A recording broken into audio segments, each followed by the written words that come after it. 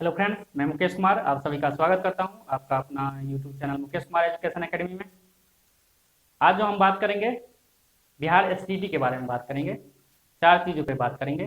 जो पहला पॉइंट है, जो फर्स्ट पॉइंट पे हम बात करेंगे, जो एक ट्वीट आया था जो बिहार सरकार के प्रधान सचिव हैं संजय कुमार जी, प्रिंसिपल सेक्रेटरी जो बिहार सरकार के हैं संजय कुमार, उनका एक ट्वीट आया था कि इस बार जो बहाली होगी सेवेंथ फेज की वो सेंट्रलाइज और ऑनलाइन होगी। तो इसके बारे में हम बात करेंगे कि सेंट्रलाइज और ऑनलाइन होता क्या है। और सेकंड बात करेंगे हम जिन्होंने पेपर 1 और पेपर 2 क्वालिफाई किया हुआ है, उनका जो है एजुकेशन क्वालिफिकेशन में मार्क्स कितना होना चाहिए, यानी कि परसेंटेज ऑफ मार्क्स कितना होना चाहिए जिन्होंने पेपर 1 और पेपर 2 क्वालिफाई किया है। जैसे ग्रेजुएशन में कितना मार्क्स होना चाहिए, परसेंटेज ऑफ मार्क्स ग्रेजुएशन का कितना होना चाहिए, पोस्ट ग्रेजुएशन का कितना होना चाहिए और बीएड का कितना होना चाहिए पेपर 1 और पेपर 2 के लिए। इसके बारे में हम बात करेंगे। ये सेकंड पॉइंट हो गया। थर्ड पॉइंट है, हम उनके बारे में बात करेंगे फीमेल के बारे में। जो फीमेल कैंडिडेट हैं उनको कुछ प्रॉब्लम आ रही है कि 50% और 45% में जो ये कटअप गया है, 50% किन के लिए गया है और 45% किन के लिए गया है फीमेल कैंडिडेट के लिए, उनके बारे में हम बात करेंगे। ये थर्ड पॉइंट था। और जो फोर्थ पॉइंट है वो है बीसीए और बीटेक वालों के लिए। कंप्यूटर साइंस से जो क्वालिफाई किए हुए हैं, जो बीसीए किए हुए हैं और बीटेक कैंडिडेट हैं, उनके बीटेक या फिर बीई, उनके बारे में हम बात करेंगे। ये चौथा पॉइंट था। चलिए फिर स्टार्ट करते हैं। जो पहला पॉइंट है, पहला है जो सेंट्रलाइज और ऑनलाइन। ये सेंट्रलाइज और ऑनलाइन होता क्या है, इसके बारे में हम बात करते हैं। जैसे आपने पहले जो होता था ऑफलाइन जो प्रक्रिया जो होती थी नियोजन की, तो उसमें एक सब हर एक डिस्ट्रिक्ट में जा जाके फॉर्म अप्लाई करते थे। ऑफलाइन वो होता है, एक सेंटर बनाया जाता था हर एक डिस्ट्रिक्ट में कि आप वहां पे जाके फॉर्म फिलअप कर सकते हैं। ऑफलाइन फॉर्म जमा होता था, लोग एक एक बच्चे 10-10 जिले में जाके फॉर्म भरते थे और जमा करते थे। ठीक है, तो ये ऑफलाइन प्रक्रिया होती थी उस टाइम। तो इस बार जो सरकार ने कहा है सेंट्रलाइज करेंगे और ऑनलाइन करेंगे, मतलब सारे फॉर्म एक जगह जाएगा और फिर ऑनलाइन थ्रू हम उस जिले में रिक्रूटमेंट मतलब अलॉटमेंट करेंगे कि आपको कौन सा जिला मिलेगा। ठीक है, ये सारे सेंट्रलाइज और ऑनलाइन होंगे। देखिए सेंट्रलाइज में क्या होता है, जैसे आपने पहले फॉर्म भरा होगा, ये जो बिहार एसटीटी का जो फॉर्म आया था जनवरी 2019 में, जो 2019 में ये फॉर्म जो आया था, जब आपने ये फॉर्म फिलअप किया हुआ था तो उसमें सारे फॉर्म हर एक बच्चा क्या था, एक ही वेब पोर्टल बना हुआ था, उसी में जितने भी कैंडिडेट हैं सबने फॉर्म फिलअप किया था एक ही वेब पोर्टल से। सारे फॉर्म एक जगह ही गया हुआ था, एक ही सर्वर पे सारे फॉर्म थे। ठीक है, तो ये एक जगह फॉर्म इकट्ठा हुआ था। फिर वहां से जो थे सबको, मतलब जो फर्स्ट टाइम जो पेपर हुआ था वो ऑफलाइन पेपर हुआ था ना, तो सबको अपना अपना डिस्ट्रिक्ट अलॉट किया गया था कि आपका जो सेंटर होगा इस डिस्ट्रिक्ट में यहाँ पे होगा।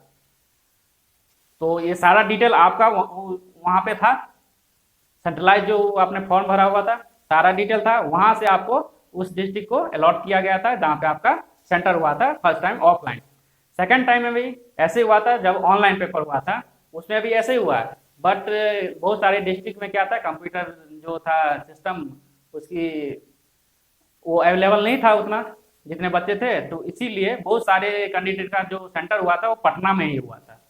बहुत कम का ही अपना डिस्ट्रिक्ट मिल गया होगा, होम डिस्ट्रिक्ट। अदरवाइज बहुत ज़्यादातर बच्चे का जो सेंटर हुआ था वो पटना में ही हुआ था, जो ऑनलाइन हुआ था। तो यही होता है सेंट्रलाइज ऑनलाइन। तो अब इसमें क्या होगा कि आप जब फॉर्म, अब सरकार जो ये सेवेंथ फेज का जो रिक्रूटमेंट करेगी, बहाली करेगी सेवेंथ फेज की, तो उसमें क्या करेगी सरकार, एक वेब पोर्टल बनाएगी। आपको सारा डिटेल उस पोर्टल पे डालना होगा, सारे डॉक्यूमेंट अपलोड करने होंगे। और उसके बाद सरकार उसमें ये भी प्रेफरेंस मांगेगा कि आपको जो अपना होम डिस्ट्रिक्ट चाहिए, उसके बाद प्रेफरेंस भी डालना होगा कि फर्स्ट में कौन सा डिस्ट्रिक्ट आपको चाहिए, सेकंड कौन सा चाहिए, थर्ड कौन सा चाहिए। जहां तक सरकार प्रेफरेंस का कॉलम बनाए वहां तक आपको प्रेफरेंस डालना होगा। ठीक है, मान लीजिए आपका यदि मार्क्स अच्छा रहे अच्छा होगा, एसटीटी में जो मार्क्स होगा मार्क्स के बेसिस पे ही होगा, जो रिक्रूटमेंट होगा बहाली वो मार्क्स के बेसिस पे ही होगा। यदि आपका मार्क्स अच्छा होगा एसटीटी में तो आपको हो सकता है अपना होम डिस्ट्रिक्ट मिल जाए। यदि मार्क्स अच्छा नहीं होगा तो आपको दूसरे डिस्ट्रिक्ट में आपको अलॉट किया जाएगा। यदि उस डिस्ट्रिक्ट में भी सारे जो सीट हैं वो फिल हो जाएंगे, जो आपसे ज़्यादा मार्क्स हैं उनको ही पहले अलॉट किया जाएगा ना, तो आपको दूसरे तीसरे डिस्ट्रिक्ट में आपको अलॉट किया जाएगा। ठीक है, हो सकता है आपको ये जितने भी कैंडिडेट हैं क्वालिफाई किए हैं, जॉब सबका होगा।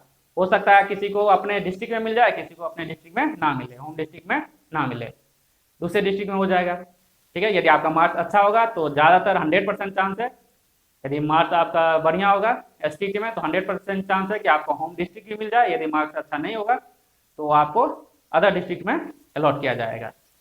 तो यही होता है। आप इस बार जो है हर एक डिस्ट्रिक्ट में आपको जाना है। यदि आप 10 जगह से फॉर्म भरना चाहते हैं, 10 प्रेफरेंस डालना चाहते हैं, तो आप एक ही जगह पे आप डाल दोगे कि हाँ कि फर्स्ट में मेरा ये प्रेफरेंस है, सेकंड में ये है, थर्ड ये डिस्ट्रिक्ट है, फोर्थ ये डिस्ट्रिक्ट है, ऐसे करके आप प्रेफरेंस डाल दोगे।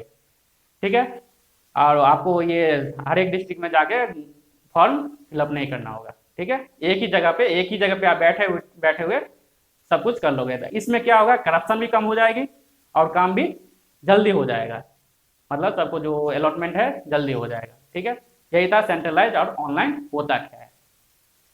आप सेकंड बात करेंगे जो पेपर 1 वालों के लिए और पेपर 2 वालों के लिए। जिन्होंने पेपर 1 में क्वालिफाई किया है तो उनका जो मार्क्स कितना होना चाहिए, जो डॉक्यूमेंट वेरिफिकेशन के टाइम में कोई प्रॉब्लम नहीं होगी।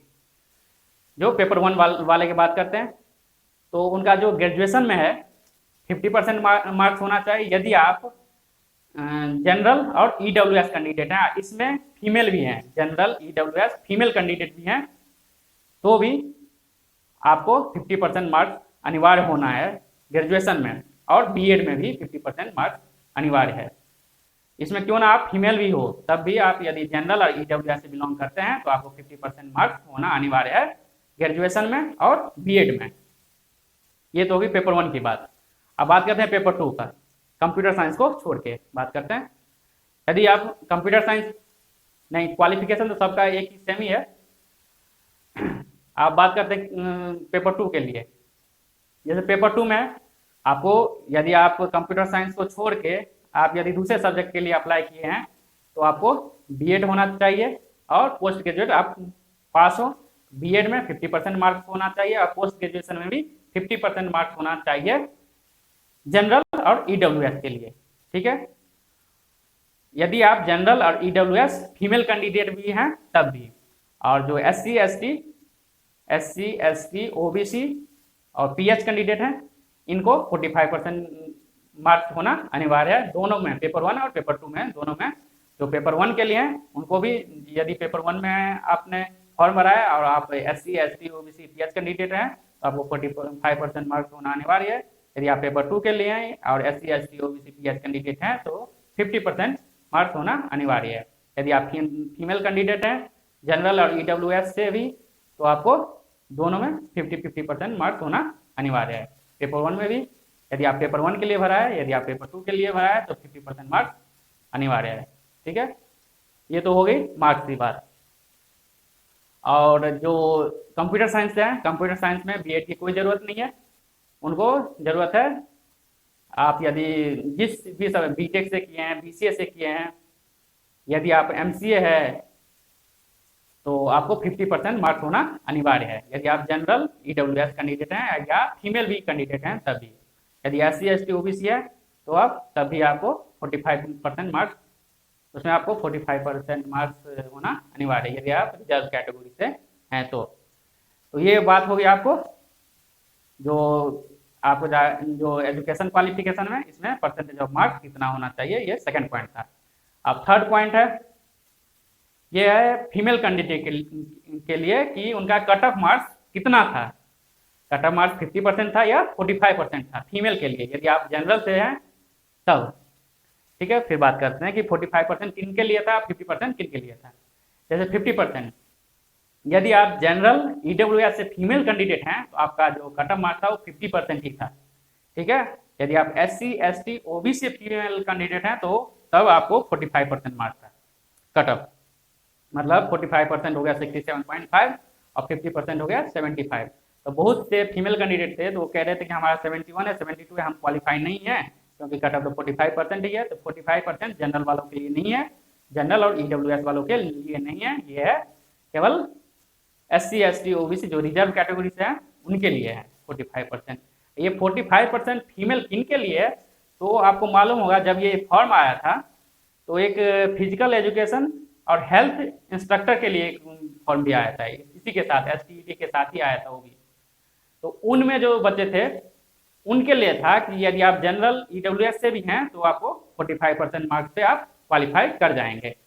ठीक है, ये इस वाले में नहीं था, STET वाले में नहीं था, वो था फिजिकल एजुकेशन और हेल्थ इंस्ट्रक्टर के बारे में था कि यदि आप इनके लिए अप्लाई किया है तब आप यदि फीमेल भी हैं तो आपको, यदि आप जनरल EWS से भी हैं आपको 45% मार्क्स होगा तभी आप क्वालिफाई कर जाएंगे।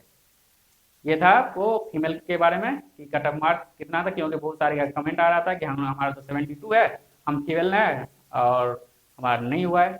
तो आप यदि जनरल से हैं तो आपको नहीं होगा क्योंकि आपका 75 से एबव होना चाहिए।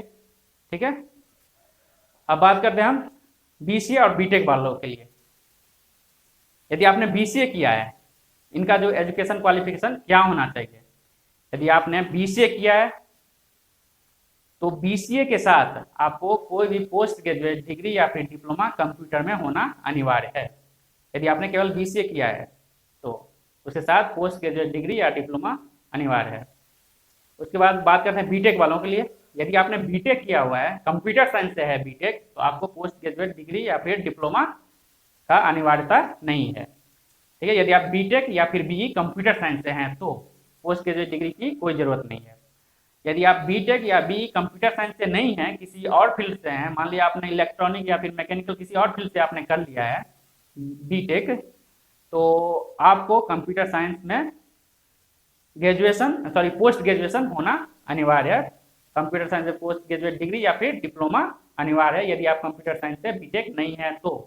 ठीक है, यदि अभी आप कंप्यूटर साइंस से BTech हैं तो आपको पोस्ट ग्रेजुएट करने की जरूरत नहीं है, उसमें कोई प्रॉब्लम नहीं होगी आपको डॉक्यूमेंट वेरिफिकेशन के टाइम में। यदि आप BCA हैं तो BCA के साथ में पोस्ट ग्रेजुएट डिग्री या डिप्लोमा कंप्यूटर साइंस किसी भी सब्जेक्ट में, जरूरी नहीं है कि कंप्यूटर साइंस, आप किसी भी सब्जेक्ट में यदि आप BCA हैं तो होना अनिवार्य है। यदि आप BTech हैं किसी और सब्जेक्ट में तो आपको BTech आप किसी और सब्जेक्ट में है तो आपको post graduate degree diploma in computer application या कंप्यूटर साइंस में किसी में आपको होना अनिवार्य है पोस्ट ग्रेजुएट डिग्री यदि आप BTech हैं किसी और सब्जेक्ट से। तो यदि BTech same subject computer science है तो कोई जरूरत नहीं है आपको। बस आपको यही बताना था मुझे आज कि बहुत सारे बच्चों का कमेंट आ रहा था कि हमारा फीमेल का भी आ रहा था कि हमारा 45% से एबव है, हमें नहीं हुआ है, हम जनरल कैटेगरी से हैं, EWS से हैं, हमारा नहीं हुआ है। यही हमें बताना था।